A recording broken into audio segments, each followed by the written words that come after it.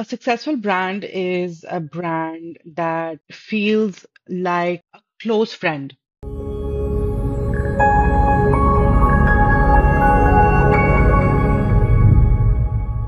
Welcome back to this week's episode of The Executives, the show where we navigate the intricate world of executive leadership, exploring strategies, insights, and personal stories of successful professionals shaping the global business landscape. I'm your host, Majid, and joining us today is Momina. Momina Rajput is a dynamic entrepreneur and the founder of Spark Media, where she builds impactful branding solutions that spark conversations for bold businesses. With a rich background in launching and scaling startups, she has successfully founded multiple ventures and worked with high paced tech companies across Pakistan and Canada. Her expertise lies in brand marketing, storytelling, and driving business growth through digital marketing. Currently, she is based in Toronto.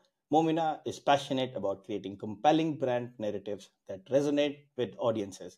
Let us welcome Momina. Assalamu alaikum और आपका The Executives की podcast में खुश आमदीद. Thank you, Majid. You're making me sound very cool. I think I'm not even half of that. You are cool, by the way. No, you are cool. It's very kind of you. Just for our audience, because sometimes like Usman was also on the podcast and he was also from the same alma mater. We did the bachelor's like from the same college. So Momina is also from the same college, Ghulam Isaaq Khan. And I think it's been a while since we talked, right? So Yeah. first, let's dive into who are you. I try to do justice because it's been like you graduated 2009. So it's been a long time since then. Are you So saying I I'm did old? no, I'm not saying you're old. I'm saying you have I done a lot am. of interesting things in life, Yes.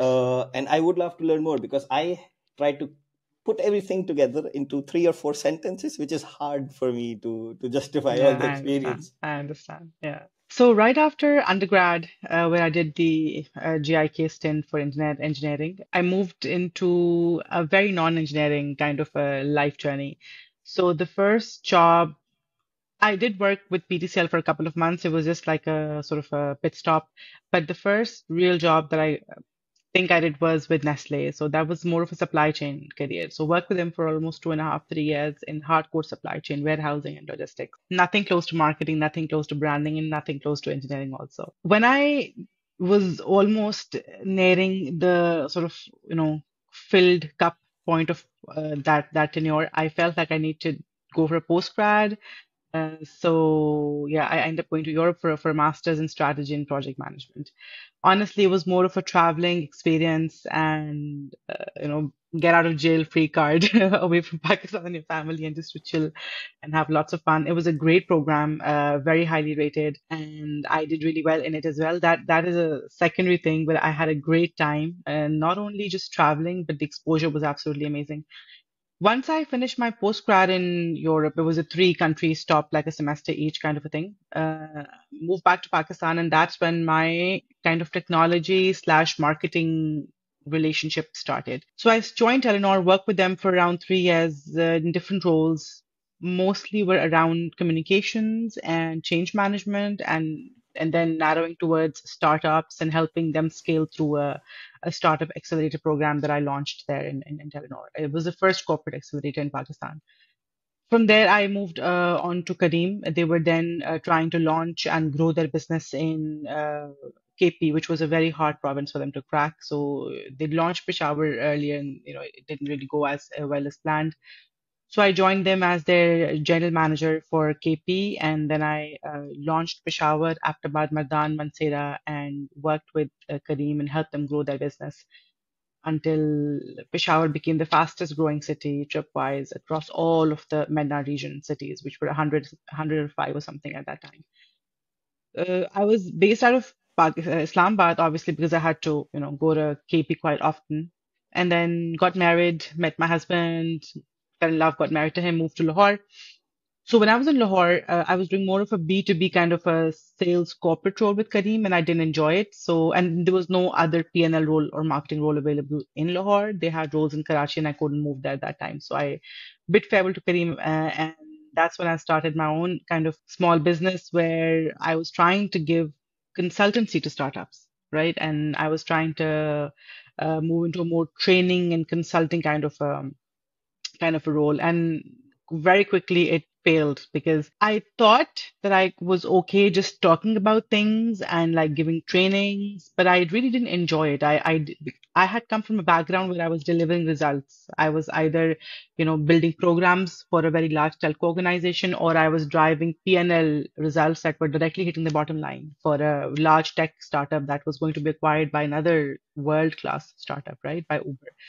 So what I was doing wasn't really bringing me peace or bringing me the passion that I wanted to feel.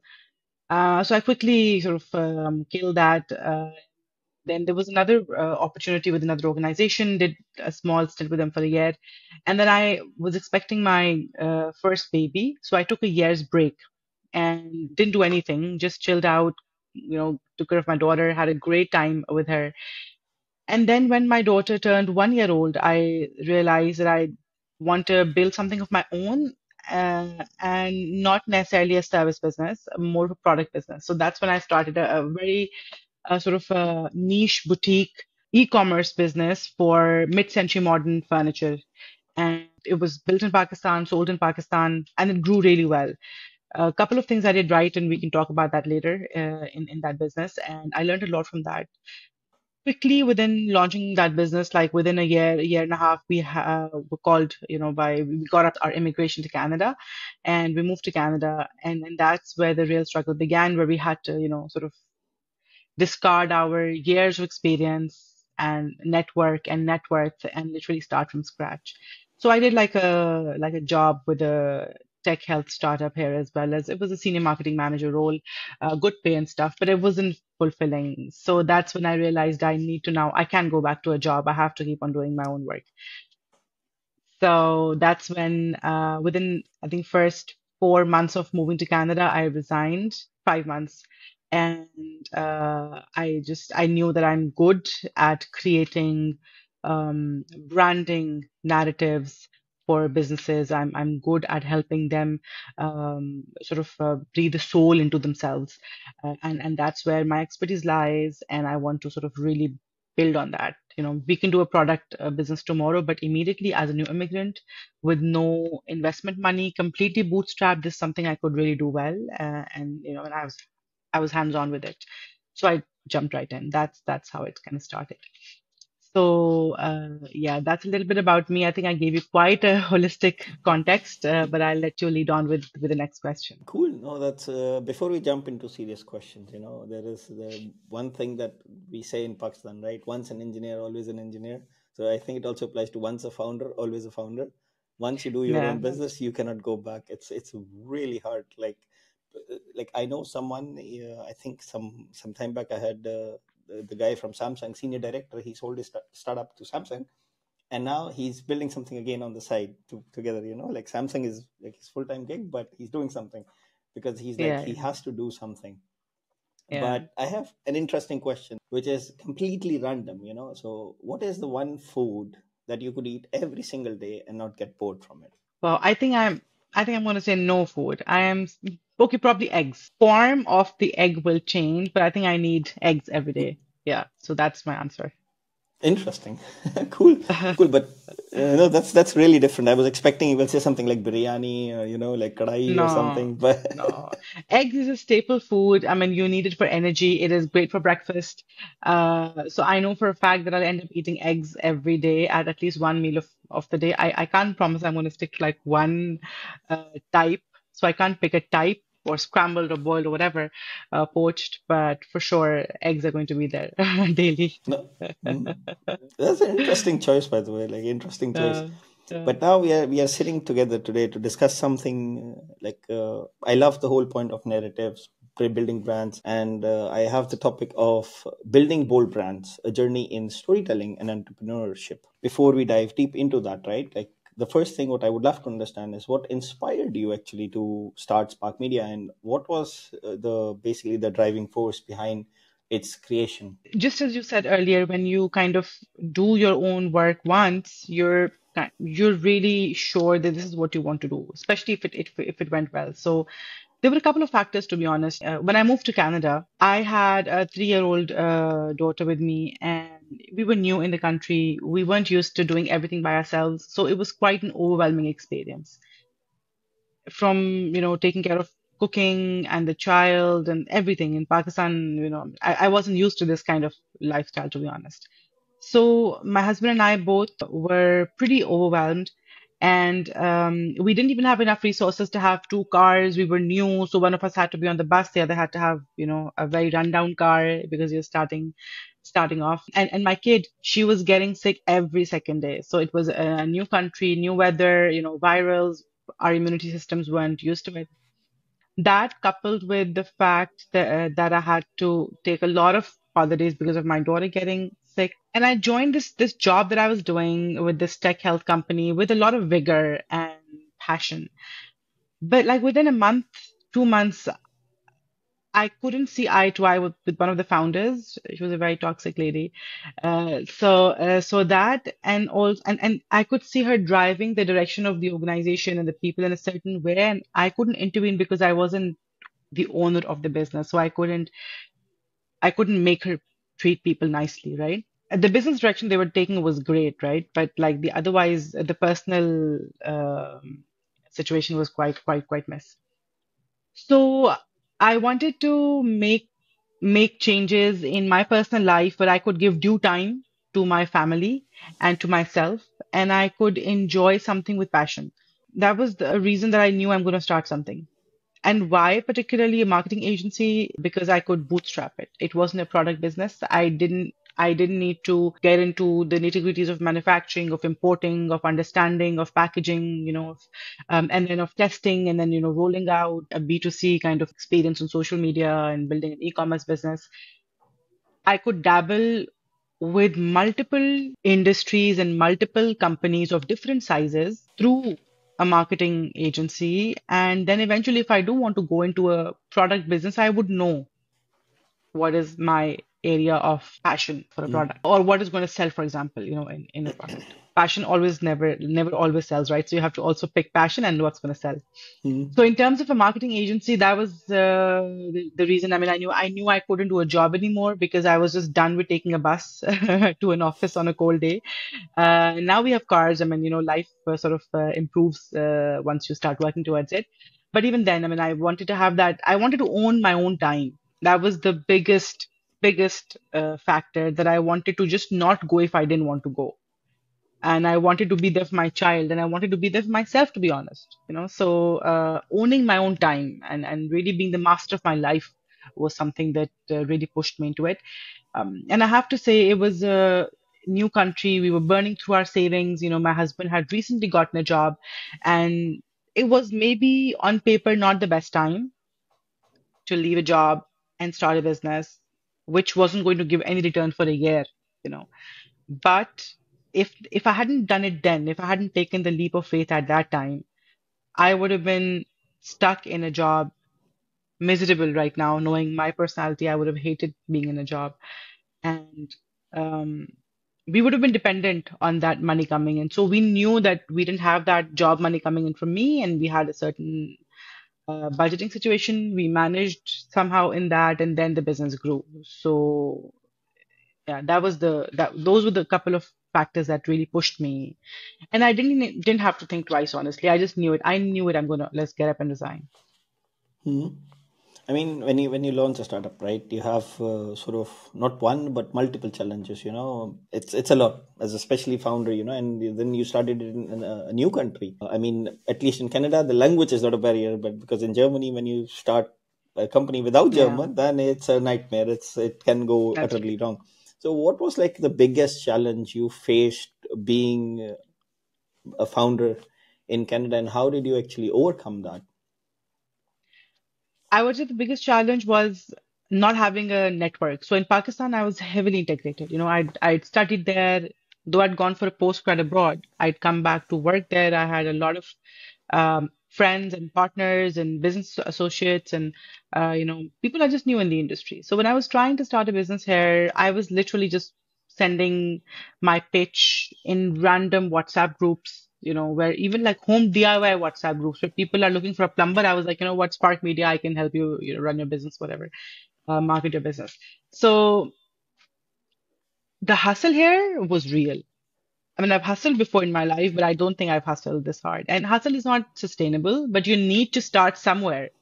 And until you get the momentum, you need to keep on running passionately, and hustle brings that passion and that strength to run. That was the biggest struggle, starting from zero, not knowing anybody. You can probably come back to me saying, Momina, everybody knows somebody in Canada. We knew some distant, batchmates or friends. Like I didn't have an integrated network who I can just pull on and sort of build my business immediately with. I really had to sort of build on my network. Secondly, another thing that I struggled with was the way of work in Canada is very different from the way of work from Pakistan.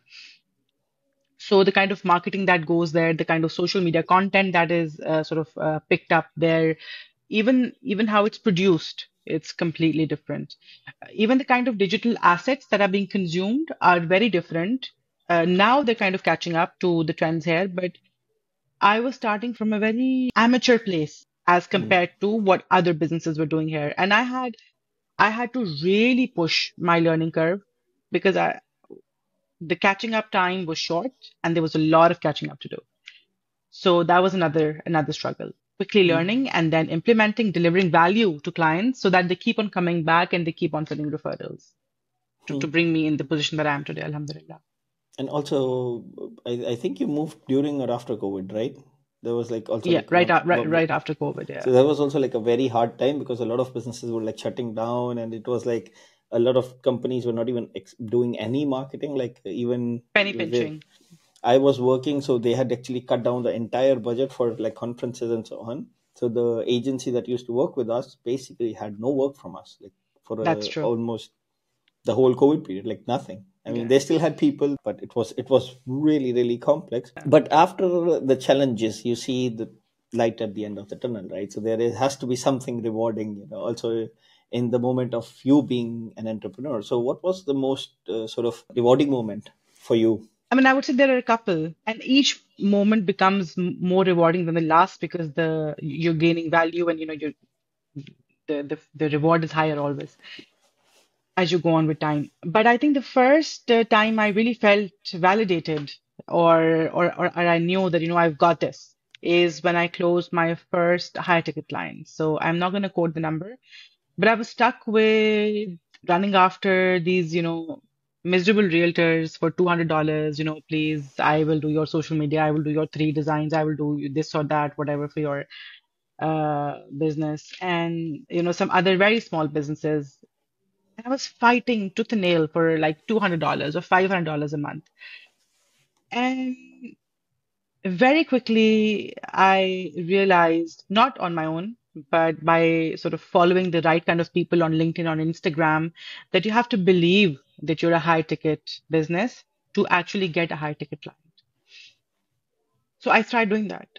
I focused and I niched my business into one particular area, which I was personally very good at. And then I started believing that I can actually deliver value, which is top notch.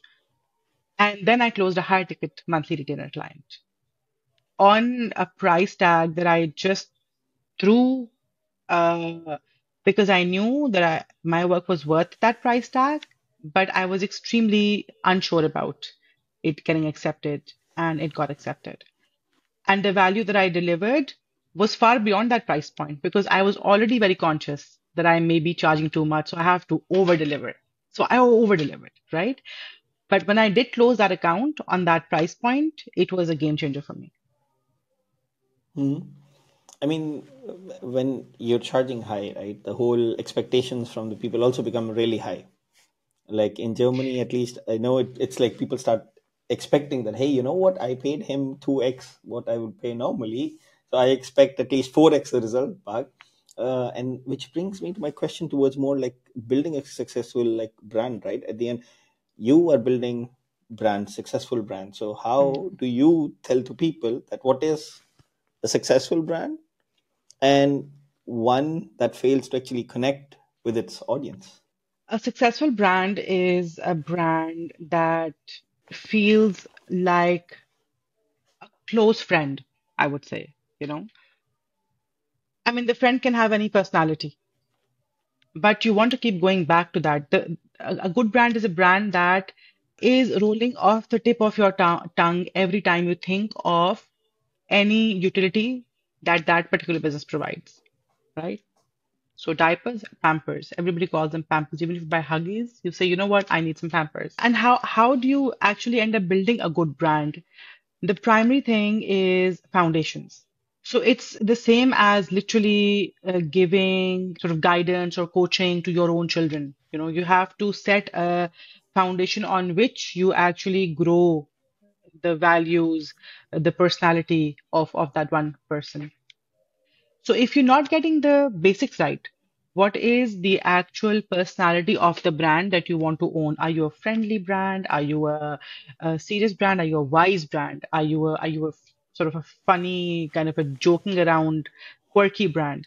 Um, so you need to figure out what personality do you want to own, and then you need to start building your color palette around it. You need to start building your tone of voice around it. You need to start building your like all assets that are going to be rolled out on social media or in out of home, you have to build around that basic foundation. So getting that foundation is very, very important.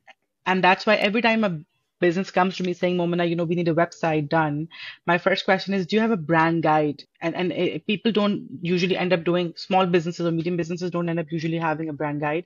And they say, oh no, we just know this is our logo and do a website. And I'm like, no, you need to tell me, who are you as a brand? If you were a person, if your brand was a person, what song would they like? What kind of vacation would they take? Would they like mountains or would they like a beach? I need to know what your brand stands for. If it was going to come out and jump at me right now, what would it be? What would it be wearing? What kind of cuisine would it like to eat right now? I mean, is your brand an introvert or an extrovert? I need to know the person. I need to know a brand. I need to know the person, right? So building that brand archetype and drawing it out, and then literally deconstructing it and putting it out in a set of document is so important because then that becomes your Bible to draw all your other assets from it. So you draw your website from it, you draw your social media content from it, and so that is one big part of building a good brand. A second big part of building a good brand, and people always end up sort of overlooking it, is that the messaging has to be simple. Don't come up with long, convoluted, things. Just come up with a simple messaging of what you stand for, what your value proposition is. Just simple. And then repeat it. Don't be afraid of repeating your message because the more you repeat your message, the more people will remember it. The more you're going to become a brand that is on the tip of the tongue of other people. So these are the two things that are super important. And if you look at any traditional brand, even to date, which is like not going anywhere, Coca-Cola, Nike, and Apple, for example, they pick up simple messaging. The messaging is powerful, and it is repeated enough for us to get sick of it. But then you just know it. You know the brand. It lives in you. Mhm. No, that's true. Building a brand is important, but then we also have these smaller businesses, right? I mean, we have Yeah. plumbers, we have electricians, we have realtors, and so on. And Yeah. for them, it is also important, right? Right. I know, for example, I have a lot of small businesses who actually do listen to the podcast, and they're always questioning Majid, like, for example, why should we do this? Why should we raise money, or why should we do this? Well, we are doing good with bootstrapping. So the question is the same then. Why should they build a brand? I mean, if they don't build a brand, it's like saying, why should I have an ID card? Why should I have a passport? Because then nobody will know you. So you cannot keep on going and selling without an identity. I mean, I'm going to go take a leap here and say the stupidest thing to do is to start going and selling without having an identity. Because people don't, especially now, people don't buy a product, they buy a feeling. And Mhm. that is also true for service. People are not buying my service, they're buying the experience that I'm giving to them. Most of the clients that sort of keep on coming back to me, and then I'm getting referrals of other clients from my existing clients, is because they go back and say, you know what, Spark Media, they are very customer centric. They're very client centric. They'll make sure that they take you through the entire process step by step. They will drive high value for you, but the experience is very good. So for products, it is you're selling an emotion. For services, you're selling an experience. So you need to have that identity that people can then relate you to, even if you talk technical terms. So for example, you don't have a good, strong brand and you run ads, you start doing performance marketing, you need to have a landing page where people are going to come. If your landing page is not strong enough and doesn't resonate well with your brand, then you're going to lose all your leads. They're not going to go and check out in the cart, right? So having a consistent and a well-built brand is the most important thing that businesses mostly come to me and say, what is the immediate ROI? I said, no, there's not. Don't talk to me about immediate ROI, please. I mean, if you want to talk to me, how am I going to increase? That is performance marketing. I'm a brand marketer. I'm building equity for your business. I'm not gonna. We also run Google Ads. So if I'm running your ads, if I'm trying to generate leads for you, then talk to me about ROI. But if I'm building a brand, I'm building your identity. I'm actually sort of growing soul into your business. So it's going to take some time. And when it does bring back sort of its return to you, you're made. Mm. No, I mean that's very true, because at the end of the day, if people like know the brand, they know, Yeah, like, if someone ends up with a problem and they know that this brand solves it, they will immediately say, you know what, I think I saw this ad or something. They talk to yeah, them somehow, yeah, and that's. exactly. But a part of this whole building brand, it's innovation, right? So, and it is important that you balance it, not go all crazy innovative and creative, that you basically end up building a brand that's either so sophisticated or complex that people don't understand. How do you, as someone who's helping other businesses build brands, actually approach innovation in a very fast moving, fast changing digital landscape? Because thanks to AI as well there, right? What do you mean by innovation? Do you mean that the brands have to be innovative, or like what exactly in innovation? So innovation means, like, how do you balance, sort of, like, when you see something, right? The brand, for example, the color scheme and everything, like when you talk to a brand and they say we are creative, we want something innovative, right? That's the first thing people say. Because if Yeah. someone comes to me and like, hey Majid, let me help you build a brand, I would be like, hey, can it be innovative? Like, sound like we are like the next big thing. Right, right. That's actually a very good question. So, businesses trying to set themselves apart and trying to kill the noise and immediately, become like a big sort of that doesn't happen anymore. It can't, right? Because everybody is a content creator, everybody is a founder. All kind of tech stacks are on our fingertips. I mean, you and I are doing this amazing studio recording on a riverside, like I mean, honestly, anybody can build anything in this day and age.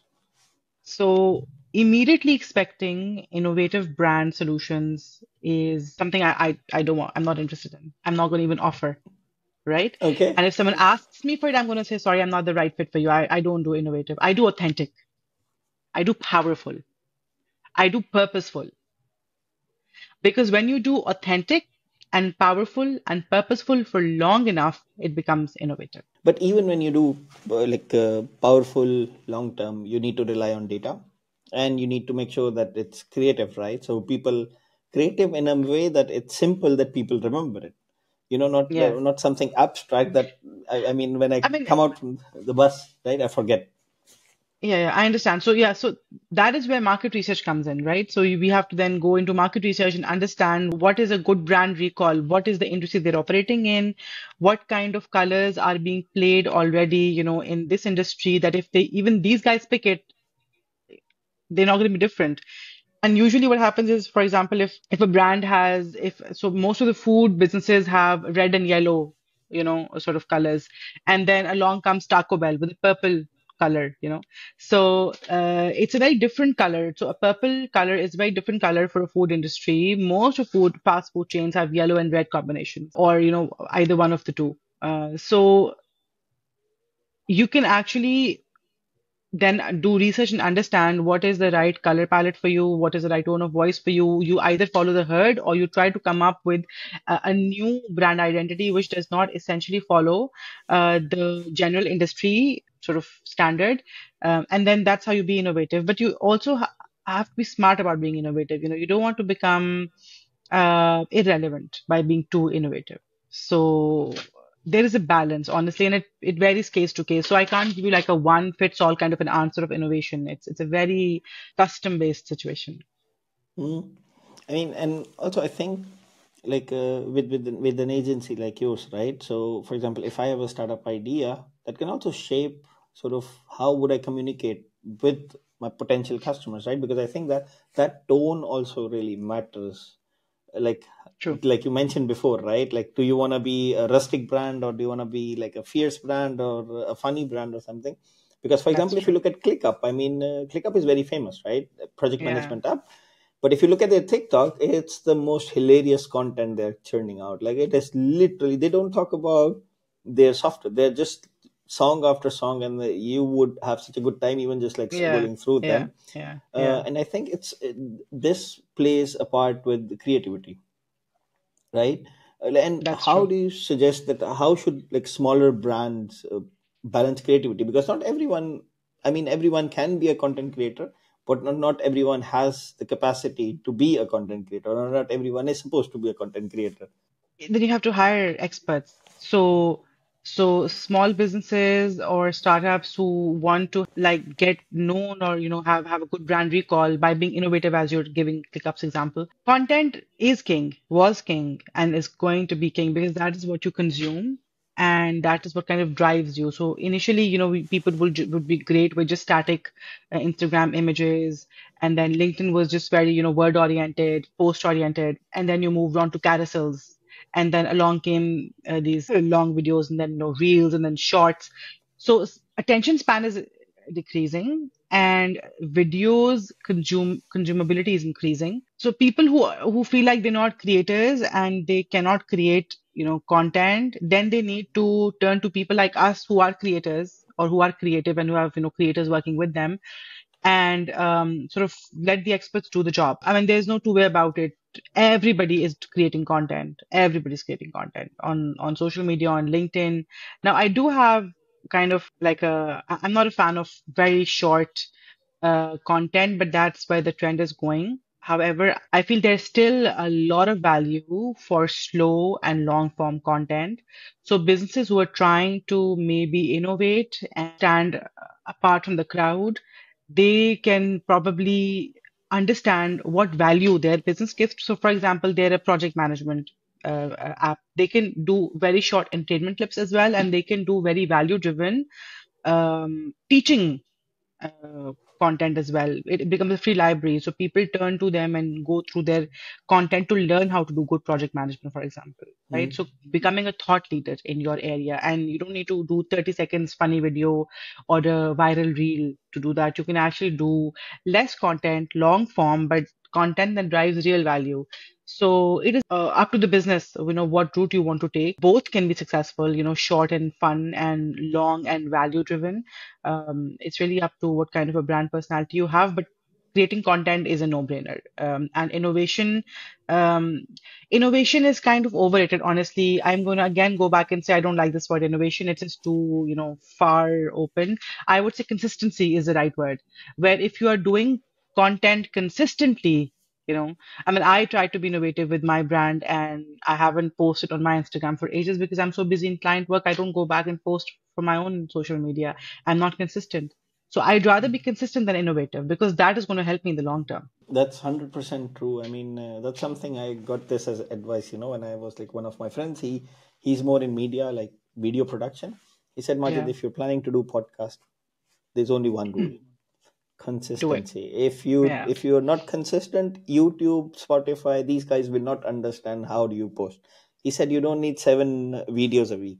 Put one video, but make sure it's the same day people resonate. He said regardless what day you put, because he gave me an example. He said he watches the most serious content on a Saturday morning because his kids are sleeping. Exactly. Oh my God, that is so true. That is so true.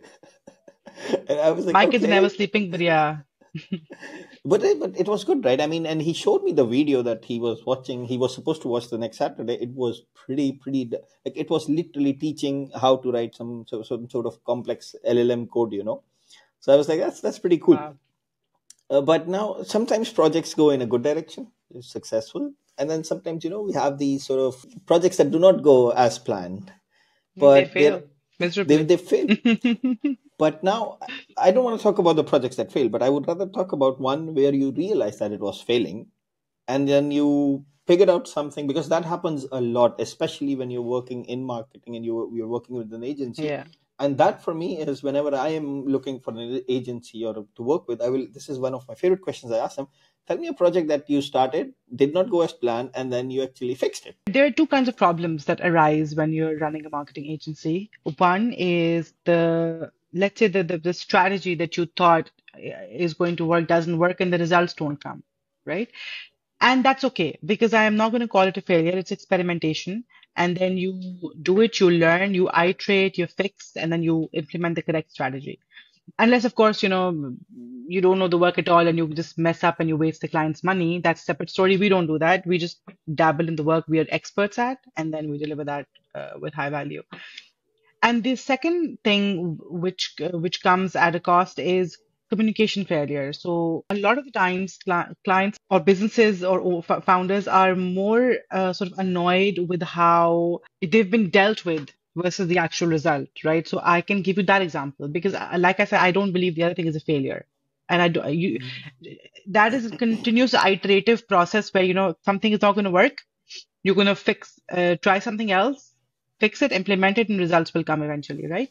So that is an ongoing process. I'm not going to touch that. This is something that is important where communication and client management becomes an issue. And I did have actually a problem, and I learned it the hard way. So I was talking to, texting with one of my clients, and instead of texting back, I was kind of rushing. I had a newborn stroller in my hand. I had a 5-year-old daughter, in one hand and phone in the other. And there was a deadline I had to meet for another business. So, like how life goes. And I was walking a bit rushed and I dropped a voice note. Now, the voice note that I sent in my head was very respectful, but because I was walking fast and maybe I was kind of in a rush, it kind of, I'm not going to say rude, but a little rushed, yeah, to the client as well. So he did not appreciate that, and rightly so.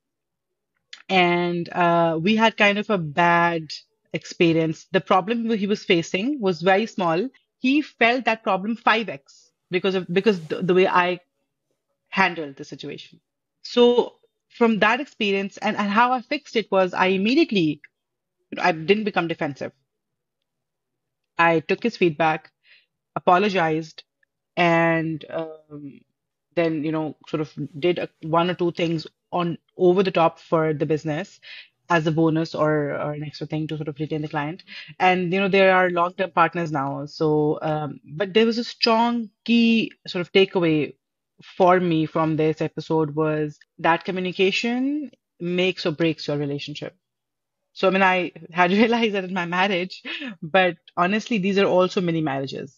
You really Mhm. have to manage each client with a very different way, how they like to communicate. So that's why account managers are very important in larger agencies because then they know the pulse of the client, how they like to talk, how they like to communicate, what is uh, because you can only set a certain SOP to a certain level, right? The moment a human connection comes in, marketing agency is a very human connection kind of a work. So, yeah, that was one thing that I turned around. Like I said, building a strategy and then implementing it and it not showing results, you change the strategy. SEO is not working, you try paid ads. That's not working, you try different keywords, whatever, right? That's work. Mhm. But relationship management is something that has to be really on point. I mean, you come from an engineering background, completely different, not connected with marketing, and now you are running a brand building agency, right? So, but I mean, yes, engineering and brand building is very connected, right? So, but how has your background and previous experience actually shaped the way how you're currently approaching brand building? Problem solving is the answer. So I think at GIK as an engineering college, without realizing you're doing so much problem solving, whether it's calculus or physics or whatever different programming courses we studied, we're constantly solving problems at an engineering college, and that mindset becomes a second nature to you when you're an engineer, and you Mm. look at everything as something that can be solved. So there is no, this can't be fixed. There is, oh, it can be fixed. Let's find the way of how it can be fixed. Right. So that has really helped me. One and two, I'm mostly now working with tech businesses. So I'm working with software houses, cybersecurity businesses, and I'm able to quickly understand the technology that they're working with and then give a marketing spin to it. And that's what most agencies they work with kind of are unable to do because they don't understand the technology as well as maybe we do because we have tech backgrounds. So that helps a lot. As an engineer, you look at everything as a problem. So, and for me as product manager, I look at everything as a product. So when I was launching this podcast also, I was like, oh, this is a product, let's build it like a product management. So everything is in like boards, and everything is like automated. Whenever a guest moves from one list to the other one, it has to assign it to someone who has to edit the video, who has to create the images and That's so true. on. I mean, That's true. I think we are like engineers are built different, so to say. But now, moving from this, because we are also almost towards the end, I think there are always lessons, right, that you learn, and especially in brand building, I feel this is something to do with trust. That you're building something that the consumers of that particular your customer have to trust their business. So how do you build that trust with the customers? The trust comes when you are actually trustworthy as a person, right? And it comes through authenticity. So every time I'm trying to pitch to a client or close a business for my work, I don't wait to provide true value once I've signed them on. So in our to and fro calls, there is a lot of strategy being discussed, and I do my due diligence. The team does brilliant market research, and then we go back to them with proposals that are actual strategies, right? And they could might as well just say, thanks, Momina, not interested, and take our strategy and get someone to execute it because it's that well researched and it's built quite deeply. But because while trying to close the client, we give so much value and we give so much attention to detail and sort of I'm going to use the word value again, that they realize that, these guys mean business. I mean, I'm not going to sit and research and do a lot of hardcore work and present a proper strategy to them unless I can deliver it. And I'm able to do that strategy because the team is good. We're good at this work. So that is what creates trust, not waiting to provide value once they pay us, giving honest and open advice, something that is going to really help a business, even if they don't work with us. That is what brings trust in the equation. Hmm. And trust is very important, right? I mean, it's like Very this whole important. value chain. I mean, if I was your customer, then people who listen to my podcast or my like buy stuff from me, they need to trust me. And then it Yes, eventually the ball falls into your court that, hey, you know what, that's this true. brand is managed by Momina. And when I get feedback, for example, as a customer, then people would be like, hey, you know what, ma'am, like let's ask Majid because he's doing good. Let's ask him like who's managing, and word of Yeah, mouth is extremely powerful. I mean, yeah, we live in 2024.